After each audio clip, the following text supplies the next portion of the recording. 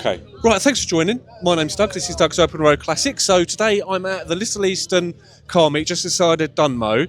I've seen some absolutely amazing cars here, one of which is this Mk2 Escort, which belongs to Steve. I've seen this car and admired it at the Cozy Cup meet in Billericay. The car's got a really interesting story and is a testament to the work Steve's done to it.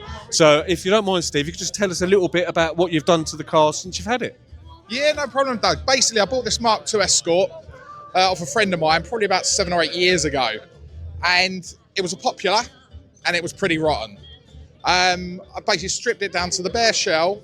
I put a 2-litre Pinto engine in the car. It's got a 5-speed Type 9 gearbox. It's got an Atlas axle, again put in by myself. I've replaced everything from the wings, the front panels, the floor pans, tubbed it, turreted it. I put the new rear section on the back of it. I put the roll cage, bucket seats.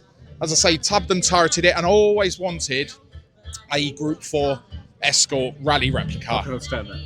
And I've got it. Even from when I was a teenager, watching these things being driven around on the rally tracks and stuff, always wanted one. Opportunity arose, bought the car for a friend of mine, and thanks to eBay and Google, I've managed to produce this. Amazing work, amazing. So thank you very much. Thank you so much for that. Right, I'm going to do a No walk problem. around of the car, inside and outside the car. So I've already looked at this car at a couple of meets and just keep on coming back and back to it.